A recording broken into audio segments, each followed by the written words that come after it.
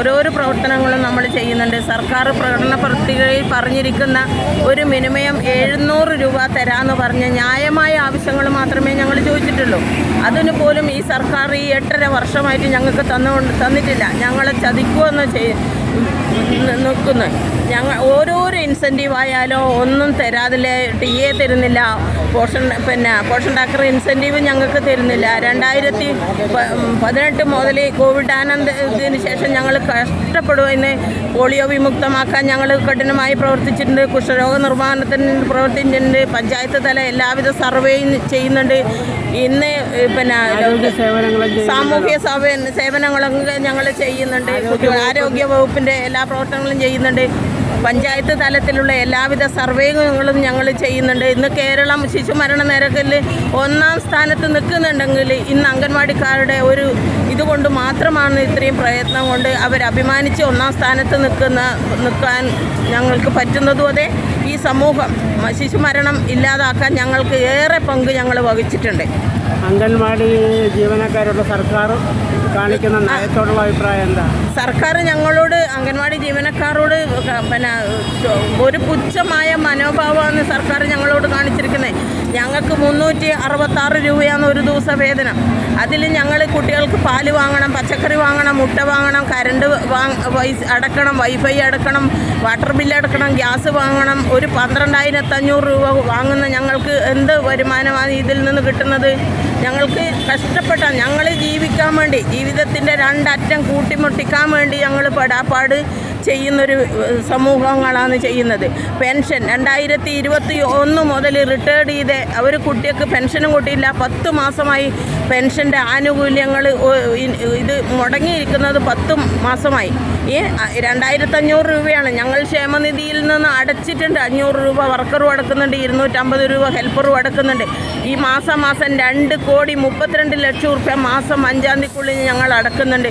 എന്നിട്ട് 10 മാസമായി ഇതിൽ നിന്ന് പെൻഡിങ് ആണ് ഇതുള്ളത്. ഞങ്ങൾക്കും ജീവിക്കണ്ടേ, ഞങ്ങൾക്കും ഒരു മരുന്ന് വാങ്ങണ്ടേ, ഒരു ഡോക്ടറെ എടുക്കാൻ പോകാനോ വേറെ എടുക്കാനോ ഒരു കുട്ടികളെ ഫീസ് അടക്കണമെങ്കിലോ ഈ കിട്ടുന്ന പൈസ ആദ്യം 5,800 വന്നു, പിന്നെ 4,600 വന്നു. അവസാനം മാസത്തിൻ്റെ 28-ാം തീയതി 29-ാം തീയതിയാണ് തദ്ദേശ സ്വയംഭരണത്തിൻ്റെ 2,200 വരിക. അങ്ങനെ ഒരു കുട്ടീൻ്റെ ഫീസ് അടക്കണമെങ്കിൽ അങ്ങനെ ഗഡുക്കളായി കൊടുത്താൽ ഫീസ് അടക്കാൻ പറ്റൂലല്ലോ. ഞങ്ങൾ ഇന്നത്തെ നിത്യോപകരണ സാധനങ്ങളുടെ വില ഉയരുന്നൊരു സാഹചര്യം കൂടിയുണ്ട്. അപ്പോൾ ഞങ്ങൾക്ക് ന്യായമായ തുക ഒരു ദിവസം 700 രൂപയെങ്കിലും മിനിമം ഞങ്ങൾക്ക് തരണം. ഓണറേറിയം വർദ്ധിപ്പിച്ച് തരണം. ഉത്സവ ബത്ത 1,200 രൂപയാണ് തരുന്നത്, അതൊരു 5,000 രൂപയാകണം. റിട്ടയർമെൻറ്റ് ആനുകൂല്യത്തിന് ഞങ്ങൾക്കൊരു 5 ലക്ഷം രൂപയെങ്കിലും തരണം. ഞങ്ങൾക്കും റിട്ടയർഡ് ചെയ്ത് 62 വയസ്സ് കഴിഞ്ഞതിന് ശേഷം ഞങ്ങൾ എന്ത് ജോലി ചെയ്യാനായിനി? സമൂഹത്തിന് വേണ്ടിയിട്ടും സമൂഹത്തിലെ കുട്ടികളെ വാർത്തെടുക്കാനും വേണ്ടിയിട്ട് ഞങ്ങൾ കഠിനമായി പ്രയത്നിച്ച ഒരു വ്യക്തികളാണ്. അപ്പം ഞങ്ങൾക്കും ജീവിക്കണ്ടേ? ഇതിന് സമാനമായിട്ട് നിങ്ങളുടെ കുട്ടികൾക്ക് ആഹാരം പാചകം ചെയ്യുന്ന ഇന്ധനം ചാർജ് പഞ്ചായത്തുകളാണ് തരേണ്ടത്. അത് കൃത്യസമയത്ത് കിട്ടുന്നുണ്ടോ? ഇല്ല, ഞങ്ങളാണ് 1,200 രൂപ ഞങ്ങൾ അടച്ചിട്ടാണ് ഇന്ധനം അടക്കുന്നത്. അത് നിങ്ങൾ 12,500 രൂപയിൽ നിന്നും ഞങ്ങളെ പൈസ ഇതിനായി മാറ്റി വെക്കുവാണ് മാസം. പിന്നെ എങ്ങനെയാണ് ഞങ്ങൾക്ക് ജീവിക്കാൻ? ഇത് ബുദ്ധിമുട്ടല്ലേ?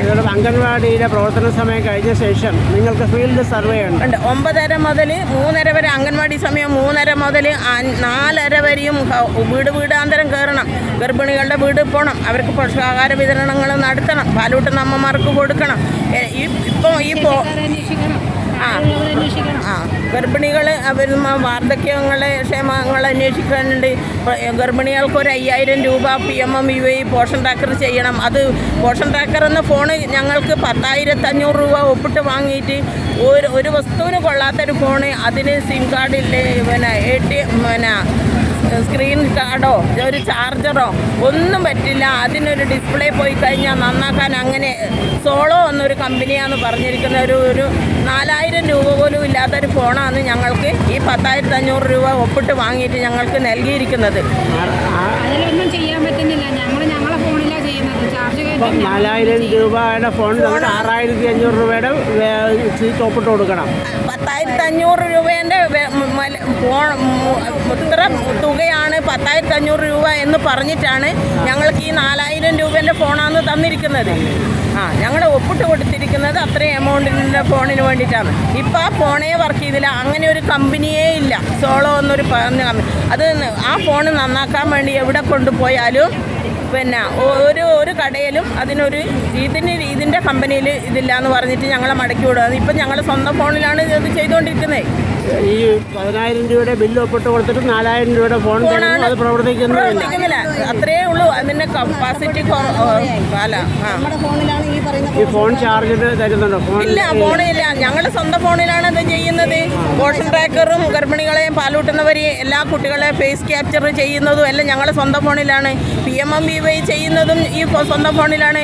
ഇതിനിടെ മന്ത്രി രാജീവ് നിയമസഭയിൽ പറയുന്നത് കേട്ടു ഇൻസെൻറ്റീവ് തരുന്നുണ്ടെന്ന്. പിന്നെ PMMBY ചെയ്യുന്നതിന് ഒരു വർക്കർക്ക് 250 രൂപ. എന്ത് പച്ചക്കള്ളാണ് ഇവർ പറഞ്ഞുകൊണ്ട് നടക്കുന്നതിന്. 1 രൂപ ഇന്ന് വരെ തന്നിന് അവർക്കൊരു തെളിയിക്കാനും പറ്റൂല. അതുപോലെ തന്നെ വയോജനങ്ങളുടെയും കൗമാരപ്രായക്കാരായ പെൺകുട്ടികളുടെയും സേവനം നിങ്ങൾ ചെയ്യുന്നുണ്ട്. അതിന് ഗവൺമെന്റിൽ നിങ്ങൾക്ക് എന്താ തരുന്നത്? ഒന്നുമില്ല. ഞങ്ങൾക്ക് കൗമാരക്കാരായ ഇന്നത്തെ സമൂഹം മദ്യത്തിനും മയക്കുമരുന്നിനും എതിരെ കുട്ടികളെല്ലാം അടിമകളായിപ്പോയി.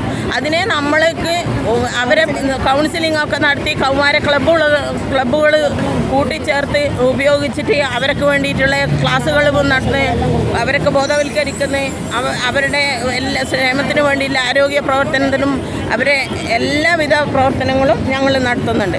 ഈ സമരം അനിശ്ചിതമായി നീണ്ടുകൊണ്ടിരിക്കുകയാണ്.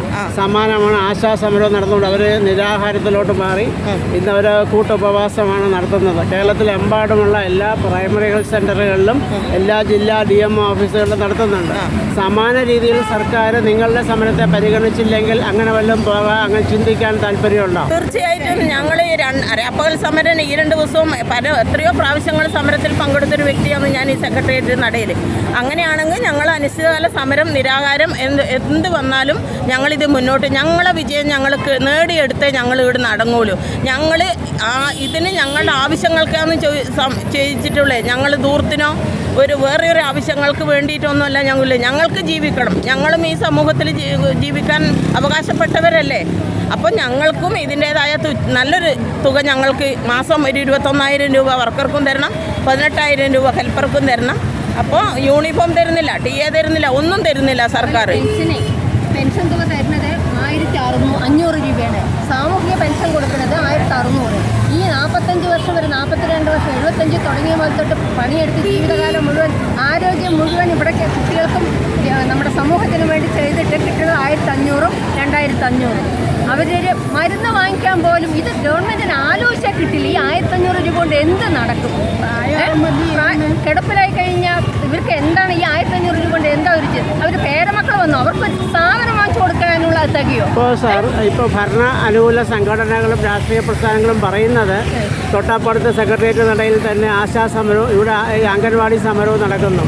സമാനമായ ദുഃഖിതരാണ് ഈ 2 പ്രസ്ഥാനക്കാർ. സമാനമാണ് അവരുടെ ആവശ്യങ്ങൾ സമാനം, അവരുടെ അനുഭവിക്കുന്ന വേദനകൾ സമാധാനമൊക്കെയാണ്.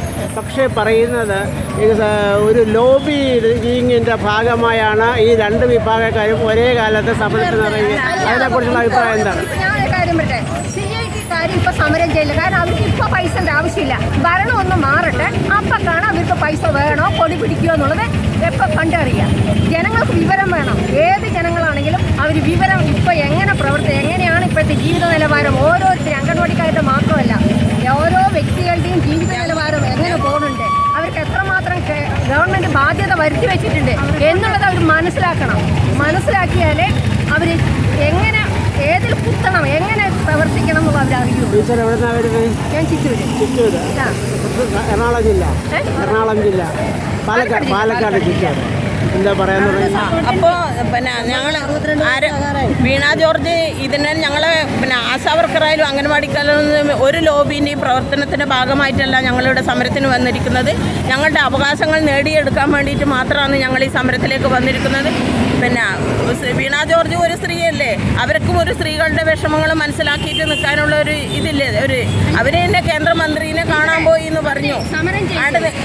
അപ്പോൾ കേന്ദ്രമന്ത്രിനെ കാണാൻ പോകുമ്പോൾ ഇവരെ ഒരു MLA-നെയോ പ്രതിപക്ഷത്തുള്ളവരെ ഇത് കാണണമെങ്കിലും അവരെന്താണ് ലോക്കൽ സെക്രട്ടറി, ബ്രാഞ്ച് സെക്രട്ടറി മുതൽ MLA മുതൽ കത്ത് കൊടുത്താൽ മാത്രമേ അവർക്ക് കാണാൻ പറ്റുള്ളൂ അല്ലേ? അങ്ങനെയുള്ള വീണ ജോർജ് കേന്ദ്രത്തിൽ പോയപ്പോൾ എങ്ങനെയാ പിന്നെ കത്ത് പോലും കൊടുക്കാതെ മറ്റ് ആരോഗ്യമന്ത്രിനെ കാണുക? ആരോഗ്യമന്ത്രിയുടെ ആ യാത്ര ഒരു പ്രഹസനമായിരുന്നു എന്ന് തീർച്ചയായിട്ടും പ്രഹസനം തന്നെയല്ലേ. ക്യൂബൻ മന്ത്രിന്റെ എന്തോ ഒരു ഇതിനു വേണ്ടിയിട്ടല്ലേ പോയത്. അവർക്ക് മുൻകൂട്ടി അനുവാദം വാങ്ങാതെ ഏത് മന്ത്രിനെ ആരെയാണ് കാണാൻ നമുക്ക് സാധിക്കുക? ഇതെല്ലാം അംഗൻവാടിക്കാരെയും ആശാവർക്കറേയും കണ്ണിൽ പൊടിയിടാൻ വേണ്ടിയിട്ട് മാത്രം പച്ചക്കള്ളം മെനഞ്ഞെടുത്തൊരു പ്രവർത്തനം മാത്രമാണ് എന്നാണ് ഞങ്ങൾക്ക് പറയാനുള്ളത്. ഇപ്പോൾ ഇൻ്റർവ്യൂ നടന്നിട്ടുണ്ട്. അതിലും ഇപ്പോൾ ഭരണം ഏകദേശം എല്ലാവരുടെയും അവരുടെ ഇതാണ് നല്ല സർവീസ് ചെയ്തവർക്കൊന്നും പ്രവർത്തിച്ചവർക്കൊന്നും അവരൊന്നും ഇൻ്റർവ്യൂ ലിസ്റ്റിൽ ഒക്കെ ബാക്കിലാണ് പോയിരിക്കുന്നത്.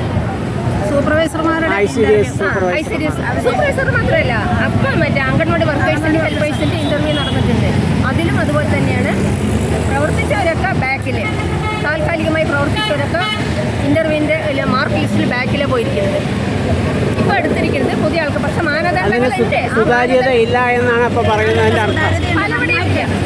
പല ഭാഗങ്ങളിലും ഇല്ല. ചില ഭാഗങ്ങളിലുണ്ട്, നമ്മളതിന് ഇല്ല എന്ന് പറയുന്നില്ല. ചില ഭാഗത്തും നല്ലൊരു ഇതിൽ തന്നെയാണ് പ്രവർത്തിക്കുന്നത്. അല്ലാത്ത ഭാഗങ്ങളിലൊക്കെ പക്ഷപാതപരമായിട്ടുള്ള തെരഞ്ഞെടുപ്പ് ഇൻ്റർവ്യൂ ആണ് അവിടെ നടത്തി പോസ്റ്റിംഗ് നടത്തിയിരിക്കുന്നത്.